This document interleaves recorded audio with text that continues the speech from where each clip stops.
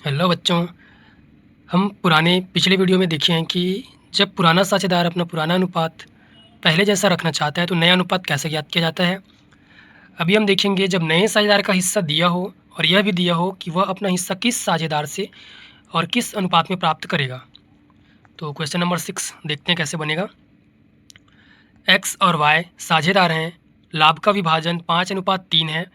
वे Z को 1/10 भाग के लिए प्रवेश देते हैं जो कि वह एक्स और वाई से समान रूप से अधिग्रहण करता है। जेड नया साझेदार है, 1/10 भाग के लिए प्रवेश ले रहा है, जिसे मतलब 1/10 को वो एक्स और वाई से समान समान रूप में प्राप्त करता है, अधिग्रहण करता है। नए लाभ विभाजन अनुपात की गणना कीजिए।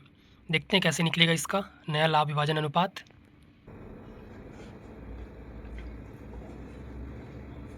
सबसे पहले उनका पुराना अनुपात लिखते हैं। पुराना अनुपात उनका दिया है, एक्स और वाई साझेदार है, 5:3। ये उनका पुराना अनुपात है। जब क्वेश्चन में दिया रहे कि वो समान भाग में ये दोनों साझेदार समान भाग में नए साझेदार को हिस्सा दे या समान भाग में नया साझेदार अपना हिस्सा ले, ऐसा अगर क्वेश्चन में दिया है तो नया साझेदार जो प्रवेश ले रहा है उसके हिस्से को साझेदारों की संख्या में विभाजित किया जाता है। तो नए साझेदार का हिस्सा देखते हैं कितना दिया है।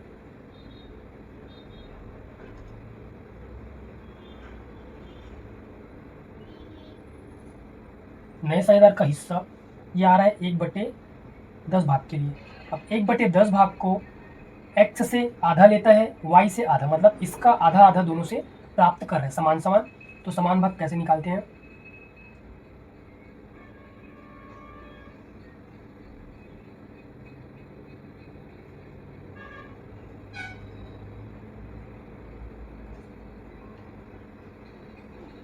नया साझेदार को दिया जाने वाला हिस्सा कैसे निकालते हैं।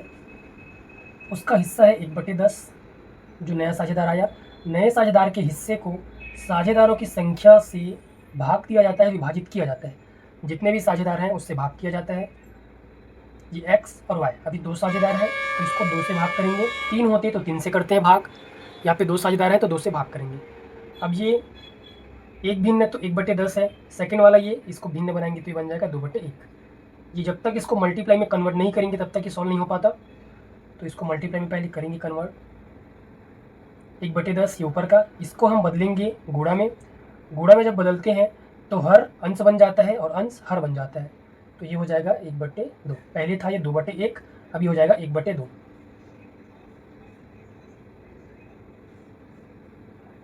एक का गुणा 1 के साथ तो 1 आएगा। 10 का गुणा 2 के साथ करेंगे तो 20 आएगा। नया साझेदार को दिया जाने वाला हिस्सा 1/20 है, मतलब 1/20 एक्स देगा, 1/20 वाई देगा। तो इनके हिस्से से अब घटाते जाएंगे। एक्स का नया अनुपात, एक्स के पुराने अनुपात में उसको दिया जाने वाला हिस्सा घटाया जाता है, तब उसका नया अनुपात निकल जाएगा। 5/8 उसका पुराना अनुपात है, घटाएंगे जितना उसको दिया जाने वाला हिस्सा है। हमने निकाला अभी 1/20। जब बीच में प्लस या माइनस का निशान रहता है तो यहाँ पे लघुत्तम समापवर्तक लिया जाता है। लघुत्तम समापवर्तक लेने के लिए मैंने बताया था, शॉर्ट्स में मैंने वीडियो बना दिया है, शॉर्ट्स आप देख लेना। अगर बड़ी वाली संख्या छोटी वाली संख्या से भाग चला जाता है तो बड़ी वाली संख्या को यहाँ पे लघुत्तम लेते। अभी बड़ी वाली संख्या छोटे वाले से भाग नहीं जाएगा तो हम 20 को नहीं ले सकते। 20 को 2 से गुणा करेंगे तो ये भाग हो जाएगा। 20 को 2 से गुणा करेंगे 40 आएगा। 40 को हम लघुत्तम समापवर्तक लेंगे। अब 40 को नीचे से भाग जो आता है आंसर उसको ऊपर से गुणा करते हैं। 40 को 8 से भाग करेंगे तो आएगा 5। 5 को ऊपर से गुणा करेंगे तो ये होगा 25। माइनस बीच में माइनस लगा दो। 40 को 20 से भाग देंगे तो आएगा 2। 2 को 1 से गुणा करेंगे तो 2। 25 में 2 माइनस करेंगे तो ये आएगा 23/40। अगर ये और छोटा हो सकता है, किसी संख्या से कट सकता है तो और काटेंगे। अब ये नहीं आएगा, पॉइंट में आ जाएगा। y का नया अनुपात, y का नया अनुपात निकालेंगे। y का पुराना अनुपात है 3/8। उसके हिस्से में माइनस करेंगे नए साझेदार को दिया जाने वाला हिस्सा। 1/20 दोनों आधा आधा दे रहे हैं तो 1/20 एक्स ने दिया तो उसका नया अनुपात निकल गया। 1/20 वाई भी देगा तो उसके हिस्से से माइनस करेंगे।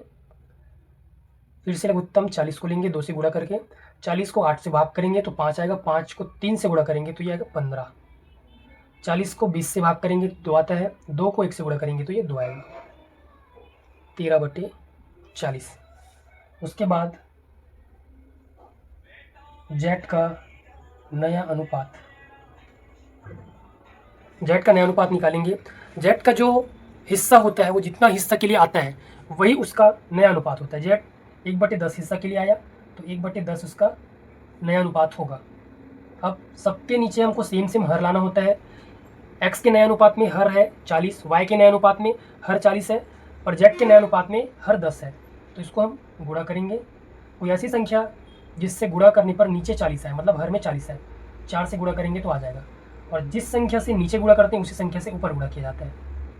4 एकम 4, नीचे ये 40, तो इनका अनुपात होगा। अतः नया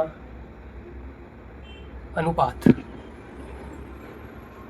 अतः नया अनुपात, एक्स का नया अनुपात 23/40, वाई का नया अनुपात 13/40 और जेड का नया अनुपात 4/40। एक बार और लिखेंगे 23:13:4। ये हमारा फाइनल आंसर होगा।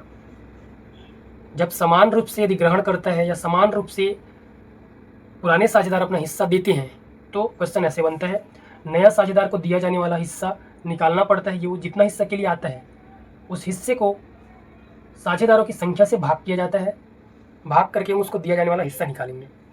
तो अपने हिस्से से वो 1/20 एक्स ने दिया, अपने हिस्से से 1/20 वाई ने अपने हिस्से से दिया, तो 13/40, 23/40 और 4/40 ये उनका नया अनुपात आया। ऐसे बनेंगे जब समान भाग में हिस्सा देना चाहे। अगला क्वेश्चन देखते हैं। निकुंज और मिथुन एक फर्म में 3:1 के साझी हैं। वे अभिनव को नया साझेदार के रूप में प्रवेश देते हैं। उसका 1/5 लाभ है। नया साझेदार है अभिनव का हिस्सा है 1/5। अनुपात ज्ञात कीजिए। जबकि पहला कंडीशन दिया यहाँ पे, अभिनव ने अपने लाभ का भाग, अभिनव नया साझेदार है, नया साझेदार अपने लाभ का भाग निकुंज और मिथुन से बराबर अनुपात में लिया। दोनों पुराने साझेदार से बराबर बराबर लेता है, मतलब समान भाग में प्राप्त कर रहा है। सेकंड कंडीशन यहाँ पे है, अभिनव ने अपने लाभ का संपूर्ण भाग निकुंज से लिया। सेकंड नंबर क्वेश्चन में अभिनव अपने लाभ का संपूर्ण भाग निकुंज से प्राप्त कर रहा है, मतलब 1/5 को पूरा पूरा निकुंज के हिस्से से माइनस करके निकालेंगे। अभी हम ये फर्स्ट वाला बनाते हैं। अभिनव ने अपने लाभ का भाग निकुंज और मिथुन से, मतलब पुराने साझेदार से बराबर बराबर अनुपात में लिया। सेम बनेगा इसी के जैसा जो अभी बनाए। सबसे पहले पुराना अनुपात लिखेंगे।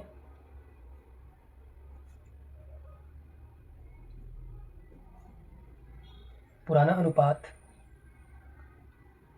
निकुंज और है मिथुन, दो पुराने साझेदार हैं। इनका पुराना अनुपात है 3:1। नया साझेदार को दिया जाने वाला हिस्सा, नए साझेदार को दिया जाने वाला हिस्सा निकालेंगे। ये निकलता है, वो जितना हिस्सा के लिए आया है उसको साझेदारों की संख्या से विभाजित किया जाता है। दो साझेदार हैं निकुंज और मिथुन, और नया साझेदार का हिस्सा है 1/5। 1/5 को हम फिर से भाग करेंगे 2 से, क्योंकि दो साझेदार है, साझेदारों की संख्या से भाग किया जाता है। भाग करेंगे यहाँ पे 2, इसको आगे मल्टीप्लाई में कन्वर्ट करते हैं तो वो 1/2 हो जाता है। 1/2 तो ये आएगा 1/10। इतना हिस्सा नया साझेदार को देंगे पुराने साझेदार निकुंज और मिथुन। अपने हिस्से से निकुंज देगा 1/10 भाग, मिथुन देगा 1/10 भाग, तो उनका नया अनुपात निकल जाएगा। निकुंज का नया अनुपात, निकुंज का नया अनुपात निकालेंगे। पुराने अनुपात में दिया जाने वाला हिस्सा माइनस करके निकाला जाता है। तो निकुंज का पुराना अनुपात है 3/4, माइनस करेंगे उसको दिया जाने वाला हिस्सा 1/10। तो फिर से वही कंडीशन आ गया, बड़ी वाली संख्या छोटी वाली संख्या से भाग नहीं जाएगा। तो ऐसे कंडीशन में बड़ी वाली संख्या को 2 से गुणा करके लघुत्तम लिया जाता है। 10 को 2 से गुणा करेंगे तो आएगा ये 20। अब 20 को 4 से भाग देंगे तो 5 आएगा। 5 को 3 से गुणा करेंगे तो ये 15 आएगा।